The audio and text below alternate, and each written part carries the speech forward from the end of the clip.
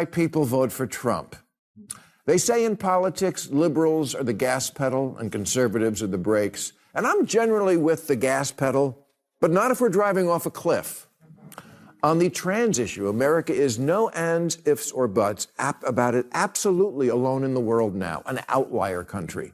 Last month, England's National Health Service announced that there's not enough evidence to support the safety or clinical effectiveness of puberty blockers for third graders, and that they were going to stop fumbling around with children's privates, because that's Prince Andrew's job. For ages, the woke left have worshipped Canada as their glittering utopia. The shining liberal snow globe America supposedly needs to copy. Of course, not everyone buys into that frosty fantasy, and Bill Maher is one of them. On a sharp episode of Real Time with Bill Maher, the comedian took a flamethrower to that maple syrup myth in a no-hold-bread monologue. Buckle up, this one stings. Canada was where every woke white college kid wearing pajama pants outdoors who'd had it up to here with America's racist patriarchy dreamt of living someday. I mean, besides Gaza.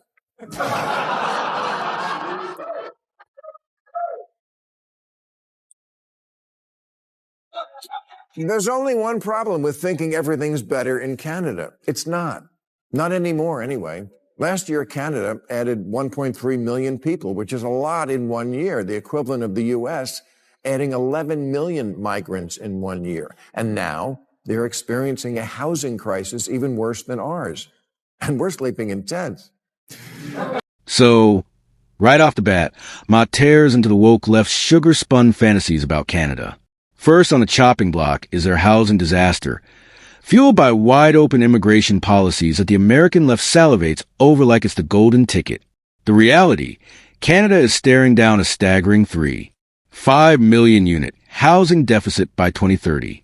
A shortfall so severe it makes California look like a real estate paradise. On top of that, more than 1 in 5 households are already bleeding over 30% of their income just to keep a roof over their heads. And yet, the woke crowd still waves Canada around like it's the promised land. Maher doesn't just laugh at that fantasy. The median price of a home here is $346,000. In Canada, converted to U.S. dollars, it's $487,000. If Barbie moved to Winnipeg, she wouldn't be able to afford her dream house, and Ken would be working at Tim Hortons. Houses in Canada are brutally expensive, and the numbers are enough to make anyone's jaw drop. The average Canadian home sits around $500,000 to $540,000. And in cities like Vancouver or Toronto, prices skyrocket past the $750,000 to over $1 million US dollars mark without blinking. Compare that to the U.S., where the typical home hovers closer to $350,000 to $400,000, and suddenly Canada doesn't look so dreamy anymore. The woke left loves to chant about adopting Canada's grand blueprint. But let's be real, most of them can't even afford to live comfortably in America as it is. Imagine slapping Canadian-level housing prices. On top of that, we wouldn't be building a utopia. We'd be building an eviction notice for half the country. Maher's point is sharp and simple. Copy Canada, and you don't get affordable living. You get priced out of your own front door. Because of mortgage debt, Canada has the highest debt-to-GDP ratio of any G7 nation. I don't know what that means, but it sounds bad. So does their vaunted healthcare system, which ranks dead last among high-income countries in access to primary healthcare and ability to see a doctor in a day or two. And it's not for lack of spending. Of the 30 countries with universal coverage, Canada spends over 13% of its economy on it, which is a lot of money for free health care. Canada's problems appear to be far bigger than the liberal cheerleaders ever imagined, and the cracks in their so-called utopia are showing faster than they'd like to admit. Mind you, Bill Maher isn't some raging conservative torchbearer. He's a liberal himself, someone the left once proudly claimed as one of their own. That's what makes his criticism sting even more. If a guy like Maher is calling out Canada, then maybe the fantasy isn't just a little cracked. It's shattered. But here's the real kicker. Maher isn't ranting for the sake of it. He's laying down a comparison, a mirror held up to America with a sarcastic grin. He's basically asking, do you seriously want this blueprint here? Because if Canada is a model, then America had better be ready for sky-high housing costs, broken promises, and plenty of regret. And trust me, he's not done yet. We're just getting warmed up. Look, I'm not saying Canada still isn't a great country. It is, but those aren't paradise numbers. If Canada was an apartment, the lead feature might be America adjacent.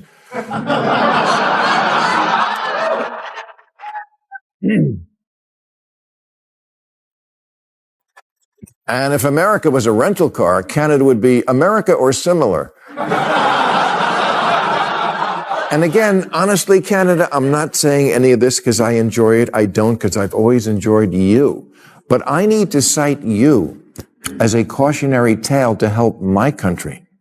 And the moral of that tale is, yes, you can move too far left.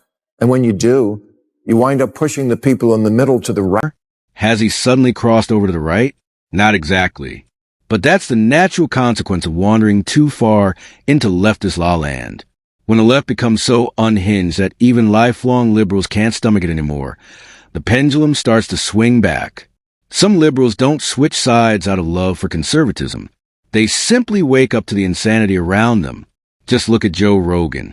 Once hailed as a cool counterculture voice of progressives, now he's slammed as right-wing for daring to question woke dogma. Elon Musk, the guy built electric cars and rockets, hardly a conservative resume. Yet, thanks to the left's madness, he too gets branded as center-right. Ma is following the same pattern. He hasn't changed who he is. The left has simply sprinted so far off the cliff that anyone standing... At its worst, Canada is what American voters think happens when there's no one putting a check on extreme wokeness. Like the saga of Canadian shop teacher Kayla Lemieux, whose pronouns are she, her, and those.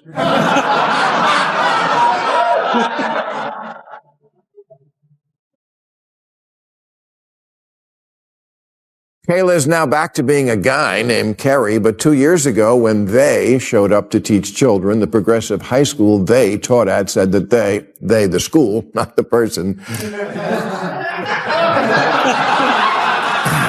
Really, you couldn't have found another word. We were using that one. Anyway, okay. They were committed to a safe environment for gender expression.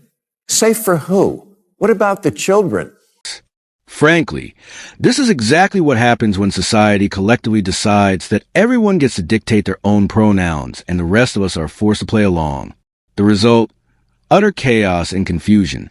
Take the students who couldn't even figure out the gender of their own teacher.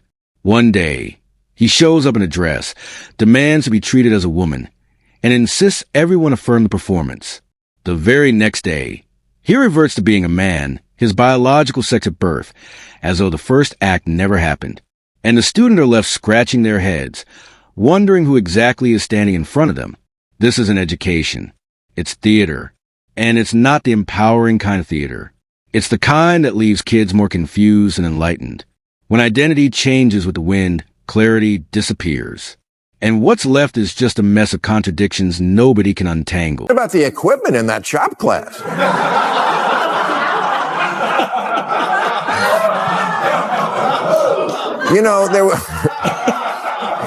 There was once a weirdo D-list movie producer in the 60s named Russ Meyer, who made low-budget B movies like Faster Pussycat Kill Kill and Beyond the Valley of the Dolls, always featuring women who look like this. His movies played in porn houses and were featured in Hustler and Playboy. Okay, fine. But who says no when it comes to huge, ridiculous, save that for the kids? Examples of extreme wokeness aren't happening in some far-off experimental lab. They're unfolding right next door in Canada. The country liberals in America are practically begging to emulate. This is their golden model, their shining North Star of progressive perfection. Yet, when you peel back the maple syrup coating, what do you actually find? Sky-high housing prices that crush families, chaotic identity politics, confusing classrooms, and government policies that look more like social experiments than solutions. Still, the American left gazes across the border like stark teenagers, convinced Canada is living in some enlightened paradise. It's almost comical because if this is what utopia looks like, then it's built on debt, dysfunction, and delusion. Bill Maher's point couldn't be clearer. Before liberals demand we copy Canada, maybe they should take a harder look at the reality. Spoiler alert, It's not the fantasy they've been selling. And this is why people vote for Trump. They say in politics, liberals are the gas pedal and conservatives are the brakes. And I'm generally with the gas pedal, but not if we're driving off a cliff. On the trans issue, America is no ands, ifs, or buts about it, absolutely alone in the world now, an outlier country. Last month, England's National Health Service announced that there's not enough evidence to support the safety or clinical effectiveness of puberty blockers for third graders, and that they were going to stop fumbling around with children's privates, because that's Prince Andrew's job. Maher is absolutely right. Trump didn't just win out of thin air. He won because countless Americans, especially centrists and even disillusioned liberals, were sick and tired of the endless wokeness pouring out of the left. The Democratic National Committee had transformed itself into a circus of identity politics, cancel culture, and virtue signaling, and people simply wanted out. It wasn't just conservatives rolling their eyes. Moderates and independents were bailing, too. Even the younger crowd, the very demographic the Democrats assumed they had in their pocket forever, wasn't buying into the nonsense. They weren't exactly thrilled by the idea of trading freedom of thought for rigid ideological policing. The DNC became less of a party and more of a lecture hall. And Americans don't vote for lectures. They vote for leadership. And when the left failed to deliver it, they practically gift-wrapped the White House for Donald Trump. So too with all the other good place countries, in direct opposition to America's choice to affirm children's wishes on switching gender, no matter the age or psychiatric history. The far left, which always like to use, well, Europe does it. Yeah, no, that doesn't work on this one anymore.